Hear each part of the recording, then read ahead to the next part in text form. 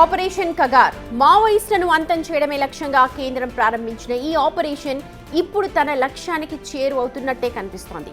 గతంలో లాగా మావోయిస్టులను ఏరివేయడమే కాదు, వారిని నడిపించే సెంట్రల్ కమిటీ సభ్యులపై స్పెషల్ ఫోకస్ పెట్టాయి భద్రతా బలగాలు. ఇందులోని భాగంగా తెలుగు వారిపైనే ముఖ్యంగా స్పెషల్ ఫోకస్ చేసినట్టుగా కనిపిస్తోంది.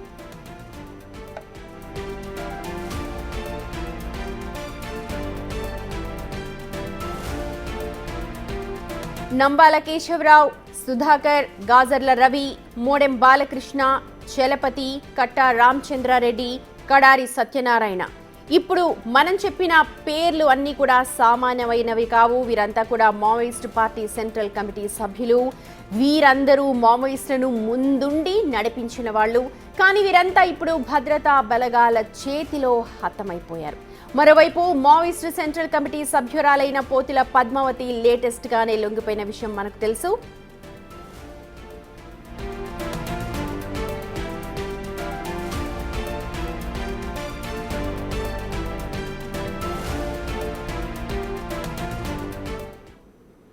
రైట్, ఆపరేషన్ కగార్ కు సంబంధించిన అనాలిసిస్ అందించడానికి మా ఎగ్జిక్యూటివ్ ఎడిటర్ అశోక్ మనతో జాయిన్ అవుతున్నారు. అశోక్, ఆపరేషన్ కగార్ సక్సెస్ గా 99% సక్సెస్ గానే కనిపిస్తోంది ప్రస్తుతం చూస్తున్న డీటెయిల్స్ అన్ని. ఇందులో ముఖ్యంగా తెలుగు వారి మీద ఫోకస్ ఎక్కువగా చేసినట్టుగా తెలుస్తోంది. ఒకసారి ఓవరాల్ అనాలిసిస్ చెప్పండి. బేసిక్గా మావోయిస్ట్ ఉద్యమాన్ని మొదటి నుంచి కూడా నడిపిస్తున్నది ఎంటైర్ తెలుగు వాళ్ళే. అంటే అప్పట్లో శ్రీకాకుళంలో నక్సల్బరీ ఉద్యమం స్టార్ట్ అయినప్పటి నుంచి మొదలు పెడితే ఇప్పటి వరకు, నిన్న జరిగిన ఎన్కౌంటర్ వరకు ఎంటైర్ మొదట్లో నక్సలైట్లుగా పిలిచేవాళ్ళు, తర్వాత మావోయిస్టులు అయ్యారు. సో నక్సల్ ఉద్యమం కావచ్చు, ఇప్పుడు మావోయిస్టు ఉద్యమం కావచ్చు. సో ఎంటైర్ వ్యవస్థ మొత్తాన్ని కూడా నడిపించింది. అంటే మావోయిస్టు కేంద్ర కమిటీ సభ్యుల్లో కూడా 99% తెలుగు వాళ్ళే ఉన్నారు. ఎంటైర్ అంటే దేశవ్యాప్తంగా, అంటే బెంగాల్లో కావచ్చు, ఒరిస్సాలో కావచ్చు, జార్ఖండ్లో కావచ్చు, లేకపోతే ఆంధ్ర ఒరిస్సా సరిహద్దులు కావచ్చు, ఛత్తీస్గఢ్ కావచ్చు, దండకారుణ్యమైన ఆంధ్ర ఒరిస్సా సరిహద్దులు, ఏఓబి అయినా బెంగాల్ అయినా, ఎక్కడ చూసినా కూడా ఎంటైర్ మావోయిస్టు ఉద్యమాన్ని నడిపించింది, దాన్ని పెంచి పోషించింది మొత్తం కూడా తెలుగు వాళ్ళే. ఇప్పుడు రీసెంట్గా తప్పుకున్న గణపతి తెలుగు వ్యక్తి. నిన్న ఎన్కౌంటర్కు గురైన ఇద్దరు వ్యక్తులు కూడా, కట్టా సత్యనారాయణ కావచ్చు, రామచంద్రారెడ్డి కావచ్చు, వీళ్ళిద్దరు కూడా తెలుగు వాళ్ళే.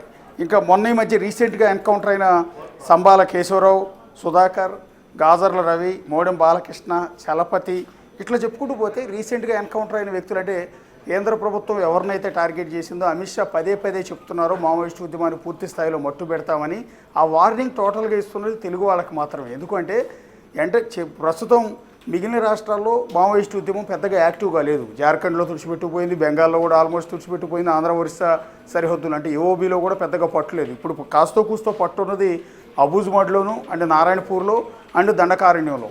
సో ఇక్కడ తప్ప మావోయిస్టు ఉద్యమం పెద్దగా లేదు. కాబట్టి కేంద్ర బలగాలన్నీ కూడా ఈ అబూజ్మడ్ ప్రాంతాన్ని, దండకారుణ్య ప్రాంతం మొత్తాన్ని కూడా జల్లు పడుతోంది.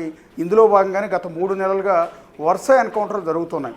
ఇందులో ముఖ్యమైన నేతలంతా కూడా హతమవుతూనే ఉన్నారు. ఏకంగా కేంద్ర కమిటీ కార్యదర్శి బసవరాజు లాంటి వ్యక్తి కూడా, 7 అంచెల భద్రతా వ్యవస్థ ఉన్న బసవరాజు లాంటి వ్యక్తిని, ప్రధాన కార్యదర్శి లాంటి వ్యక్తిని కూడా కేంద్ర బలగాలు కాల్చి చంపేయగలిగారు.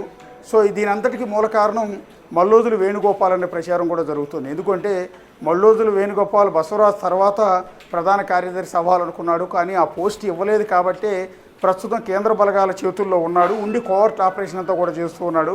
వీళ్ళకి సంబంధించిన సమాచారం అంతా కూడా, మావోయిస్టులకు సంబంధించిన కీలకమైన సమాచారం అంతా కూడా కేంద్ర బలగాలకు ఇచ్చి అది కోవర్ట్ ఆపరేషన్ చేస్తూ వీళ్ళందరినీ కాల్చివేయడానికి సహకరిస్తున్నాడన్న ప్రచారం కూడా ప్రస్తుతం అయితే ఉంది. ఎందుకంటే అతను రీసెంట్గా రిలీజ్ చేసిన లెటర్ని ఖండిస్తూ అతను ఆయుధాలు సబ్మిట్ చేసేయాలంటే మావోయిస్టు ఉద్యమం నుంచి తప్పుకోవాలని వార్నింగ్ ఇచ్చిన ఇద్దరు వ్యక్తులు ఇంకా ఆ లెటర్ రిలీజ్ కాకముందే నిన్న ఎన్కౌంటర్లో హతం కావడం అనేది మనం ఇక్కడ చూడాల్సిన అంశం. ఇది ఎంటైర్ వ్యవహారం అంతా మల్లోజులు వేణుగోపాల్ చుట్టూ జరుగుతోంది. ఆ మావోయిస్టు ఉద్యమాన్ని నడిపిస్తున్న తెలుగు వాళ్ళ చుట్టూనే ఇదంతా కూడా నడుస్తుంది. Right, thank you so much Ashok.